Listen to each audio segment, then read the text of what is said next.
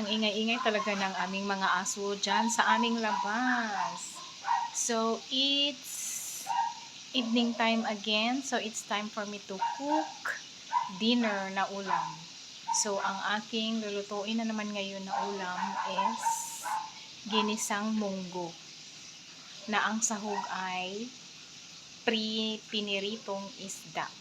So, ayan. So, ito na guys.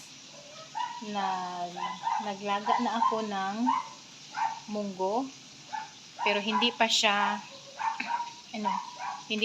lata sa Bisaya. In Tagalog, hindi ko alam. Hindi pa siya luto. Yan. Hindi pa malambot ang aking nilagang munggo. So, dito ako sa gasol nagluluto ng pritong isda. So, ayan. 3 lang na pirasong slice na isda ang aking giprito. Tapos, ang sahog ko ay Chinese pichay at saka sitaw as usual. Kasi meron pa kaming natirang sitaw. Tapos, ang aking ricados ay bawang, sibuyas, loya, kamatis, at saka durog na buto ng paminta. So, hayaan ko muna na lumambot ang aking munggo at saka maluto ang aking piniritong isda. So, see you later guys. Umuulan naman dito sa amin guys. As usual, basta mga ganitong oras, umuulan talaga. So, ngayon ay naluto na ang aking pritong isda. So, dito na lang ako magluluto. Dito ko na lang gigisahin yung mga panakot or ingredients, seasoning ingredients. Para yun na lang ang ilipat ko pagkatapos kong magisa doon sa electric cooker. So, ayan na. Naluto na ang ating pritong isda. So, ilagay ko lang yan siya sa gilid. Okay. Tapos, ilagay ko una ang luya para mayroong aroma. Ayan. Luya, mekos-mekos.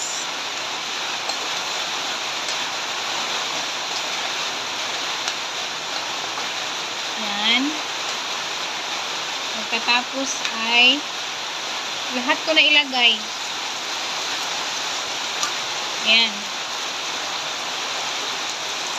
So, imikos-mikos natin ang lahat ng ating seasoning ingredients. Ayan. So, hihintayin ko muna siya na mag-blend yung lahat ng aroma ng ating seasoning ingredients. Ayan. Isali ko na rin ang pritong isda. Pagkatapos niyan, mamayang konti, ilipat ko na yan sa aking electric cooker. Isahog ko na siya sa munggos. So, as you can see guys, luto na talaga ang aking pinalambot na munggo. So, ayan, ilipat ko na ang aking ginisang mga seasoning ingredients dito. So, ito na ang aking mga seasoning ingredients.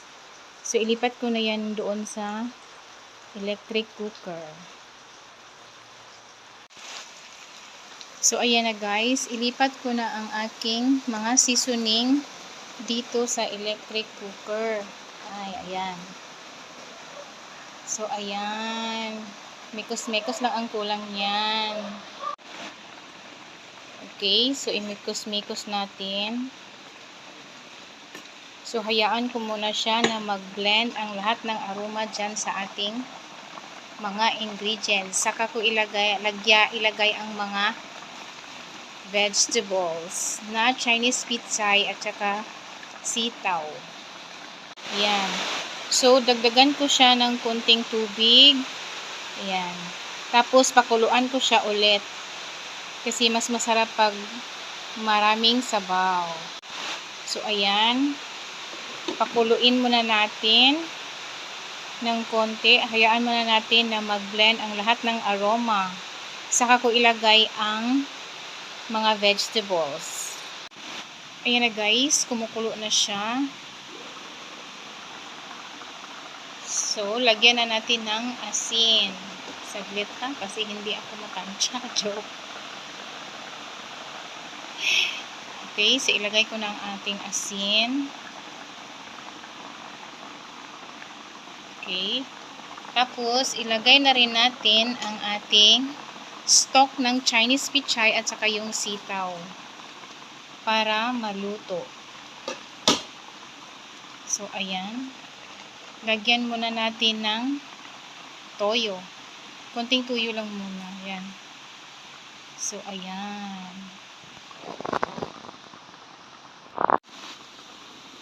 Mikos muna natin hanggang ma-well blend ang lahat ng ating mga ingredients dito sa ating electric cooker. Okay. So, ayan. Takpan muna natin.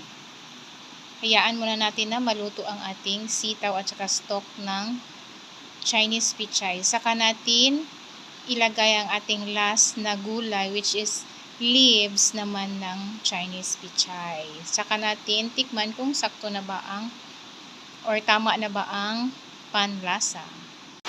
Ang lakas talaga ng ulan guys. So, ayan na ang aking ginisang munggo.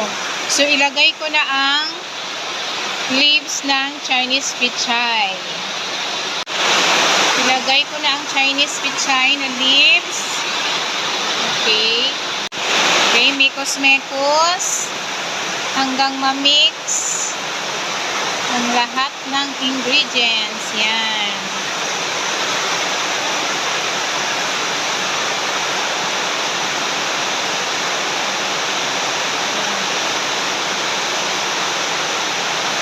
Hayaan muna natin ng kaunti. Ayan. Tikman na natin. Tikman ko na. Yummy, masarap. Ang ating munggo, ginisang munggo na may pritong isda with Chinese pichay at saka sitaw. So yan ang aming ulam ngayong gabi. Pasensya na kayo guys kasi ang lakas-lakas talaga ng ulan dito sa amin. Grabe, as in.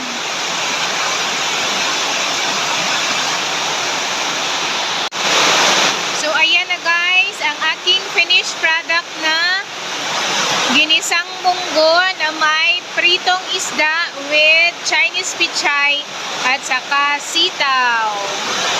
So, that's all for today's video guys. Maraming salamat po.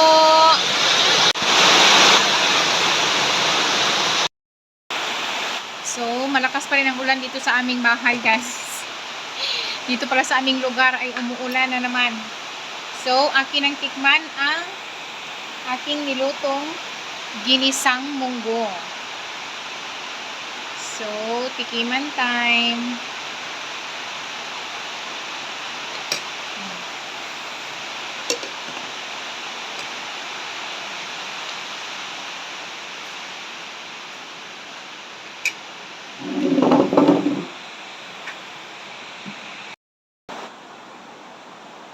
So, tikman natin ang ating ginisang munggo na may piniritong isda. Masarap. As in.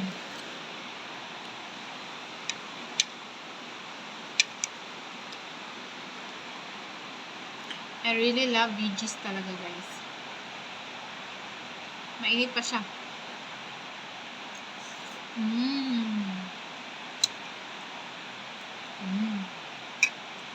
Masarap ang aking nilutong ginisang munggo na may pritong isda. That's all for today's video guys. God bless you all. Thank you for watching. Bye!